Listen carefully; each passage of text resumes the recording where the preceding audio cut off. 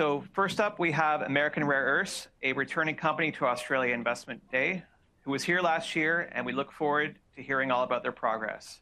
American Rare Earths trades on the ASX under the symbol ARR, and on the OTCQX market under the symbols AMRRY and ARRNF. Okay, hi everyone. Great to be here. I've come up from Florida. Jeepers, it's very loud. Come up from Florida. I got to say the weather was better in Florida, but here we are. So American Rare Earths, it's actually a very simple story in what is a fairly complicated backdrop and complicated market. We are a US play. We are US based, US assets, and ultimately will be a part of the long-term strategic supply chain for rare earths, heavy and light, for the United States. The main deposit, which is in Wyoming, is, I come from the copper gold sector. I'm not a rare earths person per se. Spent a long time in developing, running copper gold assets. Our asset I liken to a big copper porphyry. It is low grade, it is really, really big, it is very contiguous, very simple to mine. The need for rare earths is really interesting. One of the things I've found coming into this sector is that different to copper, gold's its own thing, silver, we're at the start of something. So if we look, there's defense, there's medical, there's energy. Humanoid robots are the really interesting one. If we look at a humanoid robot, there's really three parts to it. There's the brain, which is AI. There's the sensors, which is Panasonic, Samsung. It's the ability to see and transmit image. And then it needs to move. And that's where magnets come in. Without magnets, it doesn't move. So if we think, and I think, that humanoid robotics will make life easier for us as humans, then likely they'll be ubiquitous in the next 10 to 15 years. Much like we all rode horses and it went pretty well, and then cars come along and we figured out that made our life easier, and they became ubiquitous. So I think the hard part of this industry is really understanding the forward demand curve. As in, will it be a normal forward demand curve, or will it be affected by real disruption, things like humanoid robots? So just on to us a little bit more. We know Wyoming is a great place to operate, number 4 in the world on the Fraser Institute. Great infrastructure. I've worked on a range of projects all over the world, in the Middle East, in South America, Africa. And when you build a project, infrastructure is king. Do you have rail? Do you have road? Do you have power? If you don't have those things, you can have a fantastic deposit, but it's really, really hard to actually execute on that deposit. So one of the reasons I really liked this company when I came into it is, do you have an ore body? Yes, tick. Can you actually execute? Do you have infrastructure? Yes. So for me, that made this really, really interesting. The other part of Wyoming, the first part of our operation is on Wyoming state land. Wyoming is a very mature permitting jurisdiction, lots of energy and natural resources projects, a very defined and predictable permitting process that we're working through. This deposit, sort of a little bit more than 2.5 billion tons of ore, which means that depending on where the cutoff grade goes, depending on what the price book is for rare earths moving forward, this mine sits between the sort of the mid hundreds of years into the mid 400s of years of mine life, and it's open at depth and open laterally. We've got folks who want to go drill more holes. I struggle with that because I'm not sure what we'll get from making it bigger right now. Allanite, really interesting. When I first came into the company, I have a mineral processing background, but I got talking to the people, and frankly, my eyes glazed over in sort of under 3 minutes because it's complicated. So what I did is I worked through, as I do, to try to just simplify it. Why can we process allanite and others can't? The other thing I've learned in this industry is it's like Star Trek. There's more odd words in the rare earths industry than there is in any other kind of mining. So if we were a gold or copper mine, we would say this was a refractory ore body and it had oxidized, but we're in rare earths. So what's happened is called metamictization. But essentially, the crystalline structure of the allanite and the radionuclides, so the uranium, thorium, it's so old from the Cambrian eon, 1.5 billion years or so, that they've all broken down, and they've taken with it the crystalline structure of the allanite. So again, if we're in copper gold, we'd say it's oxidized, but we're not, so it's done something more complicated. But the result is the same. It's made the ore very amenable to be processed. We didn't do anything. We're just fortunate. This particular allanite has that. Now, when I come into the company, my idea was, listen, if no one else has done this and we figured out how to do it, we should patent that. The news I got was bad in that we can't patent that because we're just using existing technology that people have been using in the mining industry for years.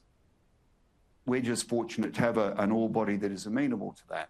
So the bad news is I can't patent it, but the good news is I can't patent it. The next thing we did is just upgrade the grade. Again, an analog to a big copper porphyry. It is really big and really low grade, so it's around 0.4. We then do some gravity and mag and bring it up to around 4%, which is more normal in the industry. And then we worked out using magnesium oxide, again, been around for a very long time, drops out 99.9% of the impurities, but leaves the rare earths behind and allows it to be fed through a fairly standard hydromet facility. So it's a little bit of a boring process, but it works. To just look at this thing again really simply, it's a really, really big deposit. It's the largest rare earth deposit in the United States by far. There are very large resources like this in places like Greenland, none in the United States. But going back to my point before, you need rail, you need road, you need energy. So they've got some catching up to do. It's in the right place. It's in Wyoming. The first 25, 30 years on Wyoming state land. From there, we'll build this out. One of the things we will be doing this year is I've commissioned what I call a whole of property assessment. Very much we've been focused on the first 25, 30 years of mine life. I need to understand the full hundreds of years potential, where we would go next, why, how we'll get there, how that interacts with the infrastructure, et cetera. So again, to set this up as a long life anchor asset in the domestic United States. It's a good time to be in the rare earths industry, I think. It's topical. The US at a policy level wants to create a secure supply chain within the domestic United States. There's a lot going on in Brazil, in South Africa, in other places. I think I am very comfortable not being a BRICS country when I'm working through trying to create a secure supply chain within the domestic United States. Funding is an interesting question for this particular commodity. We're having different discussions with different US agencies. Again, this is a fairly simple deposit and it is strategic to the US, and that is something that we're working through at the moment. We have had previous discussions with the Exim Bank and we see great support from the great state of Wyoming. The production that will come from this mine will be truly long-term for the United States. So again, this gives you some frame of reference, but the Cowboy State Mine is in the bottom. The rest of the deposit moves to the north. One of the things, I think Nick's here with me today from the great state of Wyoming, who's joined us. One of the things Nick's looking at is tailings, because this mine is really interesting. The tailings are basically sand. So we spend a massive amount, we spend energy and time mining rock, crushing, grinding, turning it into a very contiguous sand that is completely inert. So we're looking at different ways we can leverage that within the state of Wyoming.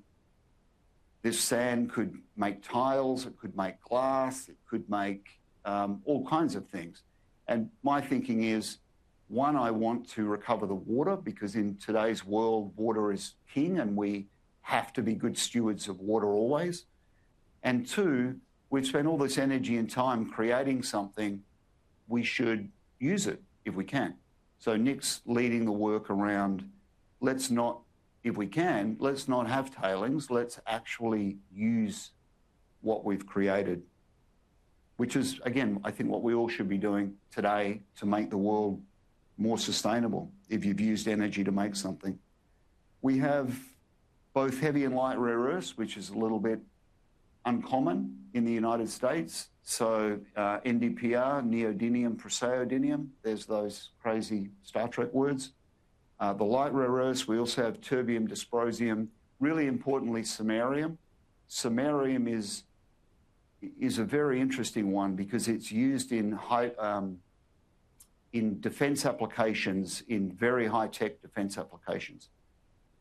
It has a material resistance to temperature and pressure. And there isn't much of it used in the world today because you can't get it. We have quite a bit of samarium. We'll be creating a separate stream and we'll be producing samarium as a product. We also have yttrium, which again is a really odd word, but we will, we're working out how all these different streams will work.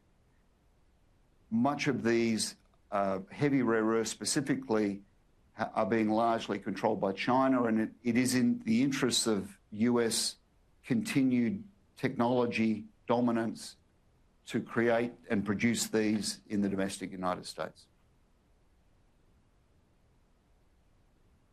This year is a big year, 2026. The PFS will be done mid-year, early July.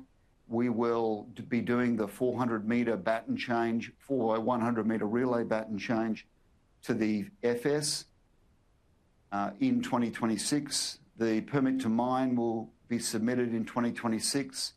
We've already got a permit to do a test mine, and we've mined around 4,000 tonnes of 60,000 tonnes. And then we're working through at the moment using some quasi-government facilities that already exist in the United States and Canada to produce some pre-production concentrate, including, depending on how we can figure that, most likely including some heavies, samarium, terbium, dysprosium, in 2027 at a test level that will allow us to discuss with our downstream partners. As a company, where we want to go is to integrate into the mine-to-magnet supply chain rather than be a simple separated rare earth oxide producer and sell into the market. I've talked about, we've had good discussions with Exim. They're very supportive, and the great state of Wyoming is really supportive. The other thing we're doing with them at the moment, go back to tailings, is we had a $100,000 grant that we matched to work with the University of Wyoming on alternative uses for our tailings product that shouldn't even be called tailings. It's engineered sand. So that is another really good initiative that's going forward. So the University of Wyoming is a really good partner for us. And Nick is a University of Wyoming graduate that makes things even easier. This company, from an investment perspective, no one really cares about hundreds of years of mine life. The US government does, but from an investor perspective, that's a long tail. So one of the real challenges with this is valuation. How do you do that? You end up with long life production that on paper has absolutely no value, which is just wrong. So that's one of the things we're working through. I've never come across a mine with this kind of mine life. And there aren't very many. So we've got some work to do around how we actually value this asset. We also have some projects, one in Arizona, La Paz, one in Nevada, Searchlight, and another one in Wyoming that are interesting. We are doing some work on the project La Paz in Arizona, but actually not on rare earths. So I've had a look at that. I think it's interesting from a rare earth perspective, but with Halleck Creek, I've sort of got my hands full on the rare earth development front. But we are going to take a look at La Paz because we're in a prolific copper district, copper gold district. We did a ton of work there, a ton of sampling, we've done drilling, but we've only ever really looked for rare earths. So we're actually going to we're not going to do more work. We may do some mag, but other than that, we're just going to go back and we're going to put have a wider field of vision and see if there's other minerals there that we haven't really identified yet. So I guess just to sum up, this is a generational resource that should be the rare earth anchor for the United States, heavy and light rare earths in Wyoming, domestic United States, a state with great infrastructure. The process I've been through is relatively straightforward, and it's really driven by us being fortunate having an allanite ore body that has broken down, is amenable to us processing it. My job as a simple mining guy, not a technical rare earths guy, is just to develop the plan to execute a mine, which is what I will do. And we will, as we step forward now, work through how we properly integrate into that mine to magnet supply chain, which is where I see the long-term value for a rare earths company. So again, we're a fairly boring rare earths company, but that's American Rare Earths. Thanks, Mark. If anybody from the audience has any questions, just put your hand up. I'll come over to the microphone. That way Mark can hear you as well as the people online as well. Can you explain a little bit why you have two stock symbols? What's the difference? Why we have to what, I'm sorry? Stock symbols. OTC symbol. OTC. Yeah. Is that like a Berkshire Hathaway A share, B share is the same class of share? Or what? We have two five-letter tickers, which is one of them has the F as a foreign, and the other is the ADR, I believe. But other than that, I'm not sure. I'm going to say I don't know.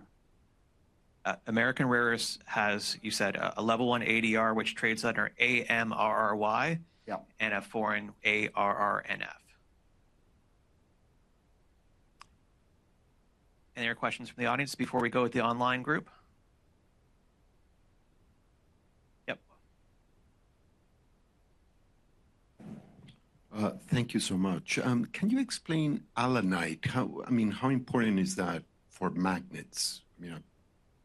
Allanite is just one of the hosts for rare earth elements. There's There's mineral sands, there's ionic clays, there's different hosts. Allanite is one of them.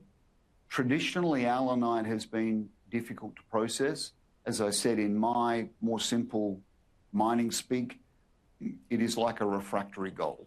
It's like where you've got gold encapsulated in sulfides or encapsulated in carbon or whatever it may be. And you then have to unlock that. So traditionally, you've got this allanite. It contains the rare earths, but they are encapsulated in these crystalline structures. Ours, again, in the copper-gold equivalent, has oxidized, but in rare earths equivalent is this metamictization. But basically, the radioactive nuclides, uranium, thorium, have broken down over 1.5 billion years, and they've taken the crystalline structure with them, which has then opened up the allanite to be able to be effectively processed. So your reagents can get at it, whereas if it isn't broken down, the problem is getting your reagents to interact with the rare earth elements is almost impossible. It's very, very difficult. Whereas once your structure's broken down, now when you process it, your rare earth elements can be readily interacted with by the different reagents that you're using, sulfuric acid, et cetera.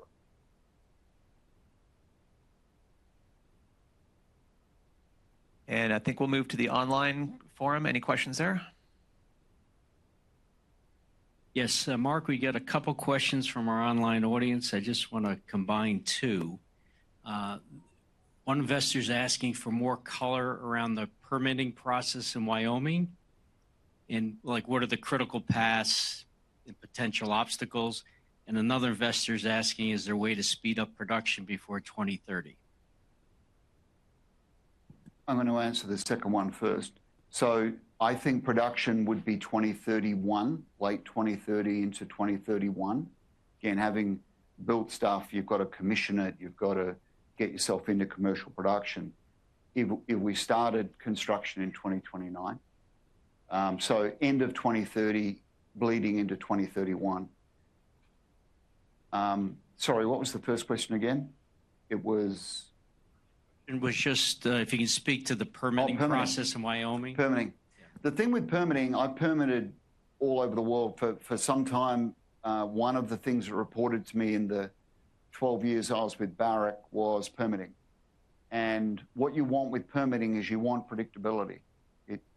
All permitting is complicated. And the other thing that a lot of non-mining people don't understand is that there's not one permit. There's an array of permits, air, water, then you have socioeconomic assessments that take place. There's a myriad of permits. So we have brought in a really, really good guy, Lucas, who has just successfully permitted the CK Gold Mine in Wyoming, the first hard rock mine to be permitted in the state of Wyoming, I think, since the 70s. So Lucas understands the process, knows the process, has just been through the process. And the thing with permitting is you don't want to rush it. You need to methodically move through the requirements of the state and make sure you cross the T's, dot the I's, and then you get to the end where you get your permit. And the thing with permits is you need to obtain the permit, which is step number one and has a big process. But then the really important bit is you've got to retain the permit. And you retain the permit by making sure that you've got all the right processes, do everything right. You're really worrying about your water, you're worrying about the air, you're worrying about the socioeconomics all of the time. And that's how you retain your license to operate and your permit. So I do not want to speed up permitting. It's already pretty fast in the state of Wyoming. I want to get it right. And that's what we're doing.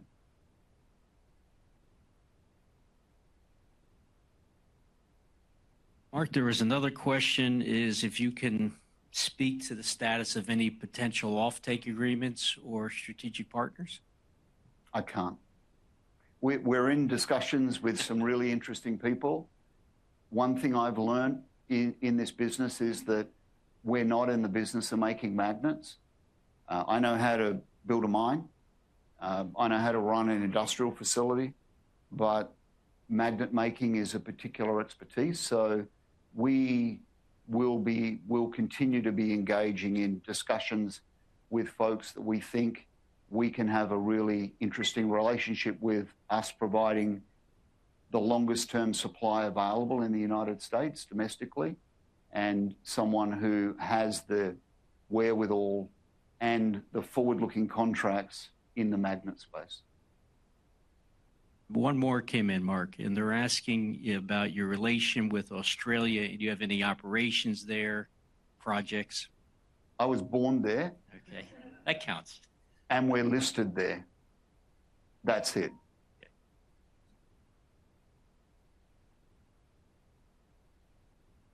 If that's no other questions, really want to thank Mark Wall for being with us. Oh, one question here. How different are these rare metals that you have compared to what the Chinese have? The rare earth elements that are produced are the same. They're produced from a different host mineral, host rock. That's all. That's the only thing that's different. So it isn't, what comes out at the end is the same. What goes in at the start is different.